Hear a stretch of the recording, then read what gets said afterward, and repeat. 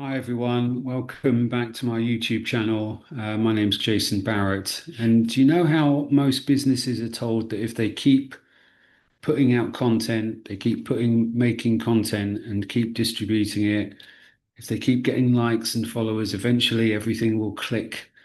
The reality is, for a lot of businesses, that never happens at all. And I'm an online marketing expert that's been around in social media for 20 years.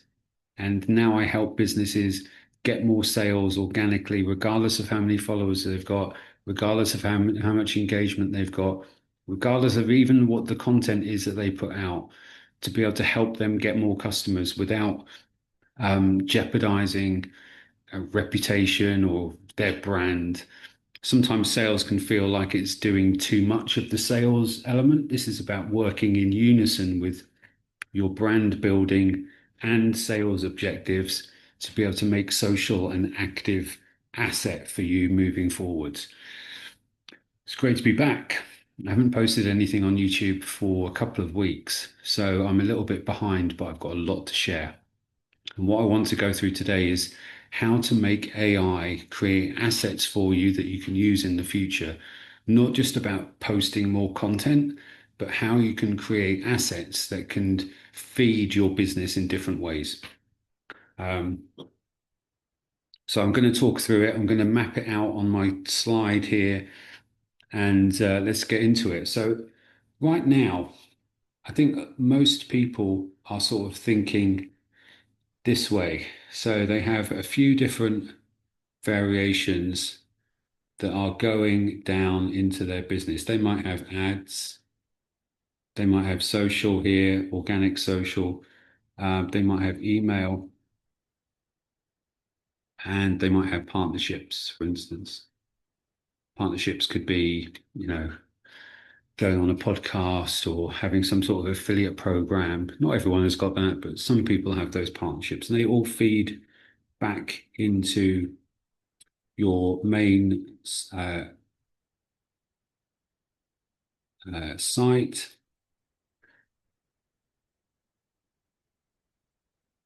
and this is where you're generating the revenue. So that's your revenue. That might be a landing page, or it might be your website, it might be wherever you're trying to get revenue from. But most people are doing it in this kind of way. They're capturing emails, they're doing social content, they're doing ads. What I want to talk about, and let's just clear that so we can make it a little bit easier to see. Let me just draw that out again. Got our four categories here. Now, you might have a lot more categories than this. You might have five or six or seven or eight even. Businesses that have been around a long time have often got, multiple areas to be able to pull those in. It might be, you know, other types of programs that you're working with other businesses on. Like I said, it could be affiliate programs. It could be a whole bunch of different stuff. Um, So what I'm going to talk about today, what I wanted to talk about, is how to think about AI. I think a lot of people are thinking about it from this area. So if this is, let's just fill these gaps in again. So we've got ads, we've got social, we've got email, and we've got partnerships we talked about. So a lot of people are thinking about AI. Excuse my writing. A lot of people are thinking about AI for um, let's just put your site in here and where you're getting customers, right? So where you're getting your revenue and your customers from. Now, a lot of people are thinking about it from here. From now, we can get so much more social content out. Now we can get so many more emails out. We're focusing all our time on the content side here. And the distribution will marginally increase. You'll see some adjustments. If you're putting out 10 times as much content, you're not going to get 10 times as much engagement, but you will see ups and downs of that happening. And obviously everyone's got different variations on how much content they're putting out, but I think from the people I speak to and the things that I'm seeing and the activity that I'm noticing in terms of patterns, a lot more content is being pushed out now. So it's a lot noisier on social platforms than it's ever been, and it's only going to get noisier. So what I wanted to talk about here is ways to be able to think about AI to be able to create new ways to be able to populate all of this stuff. Now, how can you do that? Well, how I've been working with clients, and I've done this myself because anyone that knows me knows that I like to actually do the work. I actually like to take the action, execute the ideas to then only then be able to talk about things. Because there's anyone that works in social, anyone that you've worked with before in social media will tell you there's a lot of experimentation around this, and there's a lot of theory, and ideas sound great and easy, but it's all about the execution. Without the execution, it's just, this might work, this might not work, this might be something in this, I'm not sure. This is something I'm doing and it's working, and I'm doing it for clients and that's working too. Where we are with AI, just to frame this up correctly, because I think it's important, we are in a place now where apps, websites, tools, incredible pieces of software that would have taken months to be able to create before. And I know I've been in those situations where I wanted to create some kind of tool or, added value piece or some sort of email sequence or some sort of lead magnet that was a bit more sophisticated than anything else and was able to give some more information that people were not expecting, able to create it really personalized for people. That would have taken months. That would have taken months to be able to do that, all that stuff before. We are in a place now where that can just take days, hours, a weekend. It's in an incredible moment of time. I keep saying it. It's an incredible time to be alive as a marketer to be able to do this kind of stuff, to be able to generate this kind of activity. So before I go any further, please like and subscribe to the channel. It really helps. I know I'm a new channel, so it helps me even more to get a couple more subscribers and likes on the videos and the content I'm putting out. If you've got any comments or any questions about any of this stuff, leave it in there. I've not got hundreds to reply to, so you're going to get a response. It's a brilliant time to be able to interact and get some feedback and figure all this stuff out. I'm going to go through like one of these examples because this is how I've like been working through it. So instead of thinking about all of this content stuff, how can you build more content, which is so easy? It's one prompt away, and you can get 2,500 word blog post, go through it, edit it, change it, adjust it, optimize it. And in 10, 15, 20, 30 minutes, you've saved yourself 3 hours of work. And then I mean, that is just absolutely mind blowing. So instead of that, or as well as that, on top of that, we can keep doing that stuff. And I will say, because I think it's important to add some caveats on top of all this stuff that I'm talking about. If you're writing AI content, if you're thinking about doing more blogs, if you're thinking about doing more emails, if you're thinking about more social, please don't just copy and paste it, blind paste it into your social feed or blind schedule it or blind, publish it as an article. Make sure you're editing it and it's got your tone of voice behind it. It's giving you a template for you to then go back and add your color to it. So it's not just purely AI written stuff. I think a lot of people are starting to notice that. A lot of people are starting to spot it. I think the people that have been using it for the longest can already spot it and already notice it. The way you stand out is by being yourself and having your own perspectives on things. And I think even with the most thorough AI articles that are being written, you've still got your perspective to add to things, and that's where you're going to have your uniqueness, and that's important for authenticity. I've done lots of, I think just about every video I've ever talked about includes stuff like that. But I think it's important to caveat all of that. So here we are talking about creating new, not just landing pages for how we can, implement more landing pages or more tools and things here, but actually new sites that can help populate um, our emails, our social feed, our ads, and go through to revenue directly. So it's going into here, it's going into all of these channels, and then it's going into here as a subsidiary channel. So to give you an example, you may or may not know about a website that's called Help a Reporter Out. That's a website that's been around a long time.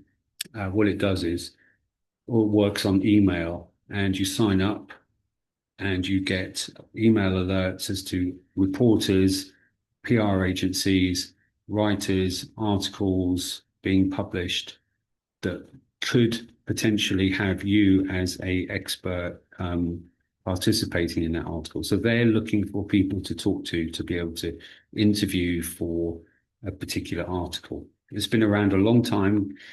Guy Kawasaki started it, and I think he sold it several years back. And it's still around today, and it does a great job of connecting people that are writing the articles to people that are have the opportunity to participate in those articles, get backlinks, get the added authority, be interviewed in that way. So an example of this is something I've done that's called Guest Request. It's a new website that matches podcast hosts with uh, people to be interviewed on podcasts. And it's all in the B2B world. So what I'm thinking with this and the implementation and the execution and how I've been doing this is that this is totally free. And Help a Reporter Out and other matching services like that are not free. Even if they start off free, there's like freemium service or there's a paid for way to be able to amplify a bit further or to get a bit more notice or to be able to reach out to more people. This is 100% free. And the reason why it can be free is because I'm getting emails from people that are podcast hosts. So for GrowthStack, for instance, this is GrowthStack. Stack. For GrowthStack, for instance, these are perfect for me to be able to work with and for me to be able to target podcast hosts and potential guests with, would you like to be featured for free on a podcast? Would you like to be able to find guests easier for free for your podcast? Very easy sell. It's no money involved, first of all. And all they have to do is sign up with their email, put a bit of information in about oh, got 5%, that's a bit scary. Put a bit of information in about their podcast, put a bit of information in about their business and what their specialty is. Then the AI is doing the matching in the matching service in that way. So I can work with podcast hosts and I can work with the potential people that are signing up for, if they're business leaders, if they're CEOs, business owners, those types of people. Everyone is signing up and it's all powered by GrowthStack. So what they're going to do is they're going to get an email about the matching service, and then they're going to get an email from GrowthStack telling them about how they can be and have their presence enhanced, how they can get more customers with organic social, how they can work in other ways. I've got another box here, but I'm not going to talk about that, partly because I'm at 5% on my iPad, but partly because I'll probably talk about that in a different video. But there is nothing stopping you apart from the idea and thinking about what is the top of funnel lead magnet that I can create as a new site that I can reach out to people with that's free and very easy to pull people through to. When the execution is done well and when it's done correctly, it's then very easy to be able to go back to these people and say, hey, GrowthStack is powering this guest request. website. Would you like to know more about how we can help? Would you like to get on a 15-minute call? And I'm now getting leads from this directly. So it's working for me in this way. It's powering the emails that I'm getting to be able to sign up to get revenue to the growth guest request, which is sorry, the guest request, the GrowthStack site, so that that's all being able to populate that with the right people. GrowthStack is powering it all, so I can still reach out to those people when they're being populated into my list. I'm rattling through it a bit, I recognize, but I wanted to kind of get that idea out there, get that into people's heads as another way of using AI that I don't think many people are talking about. I don't think many people are thinking about. I think if you start thinking about, oh, I've got to create another thing on top of my thing already, the way to think about it effectively and efficiently is to think, what is the best tool that I could give people that stands outside of my suite of tools? See, I couldn't really add that guest request into the GrowthStack suite of things because GrowthStack needs to talk about organic social revenue generation. And if I'm starting to talk about guest request or something else, that's a people get confused very easily. If it ties into that and they get a good experience happening from guest request in this way, they're able to go on more podcasts, they're able to see that stuff that's happening. They can find podcast hosts easily. If that's all working, then it's a very easy transition to move people across to. Now, this is not a 5 minute thing. This is not like you're going to push this live and start getting, clients for your business in day one. But month two, month three, month six, month 12, I can see this being a big way to act as a lead generation tool for your businesses. If you just take the moment, think creatively, think about what the tool can be on top of what you've got already. What's the way in to be able to filter in the right people to be able to help your product or service? I think maybe it would be good in the next video. Maybe I'll put something together with some different types of examples because I've done this with different types of businesses. I've done it for travel businesses and for language businesses. So I'm going to talk about all of that, in the next one. So I hope you've enjoyed this. I hope it's been useful, and I hope you can start to see things a little bit differently about how you can use AI a little bit more smarter and start to think you've got access to all this incredible technology now. What can we do to build assets around our business that are feeding our business in the right way and helping the longevity of the business and just improving the lead generation flow that we're getting because there's a lot more cold emails going out. There's a lot more cold DMs going out. There's a lot more content going out. How do you stand above it? And I think having these kind of brand assets in this way, thinking of it as the asset that sits above your business is a good way to think. I hope you found it useful, and I'll see you on the next one. Please like and subscribe to the channel and leave a comment if you've got any questions. Thanks.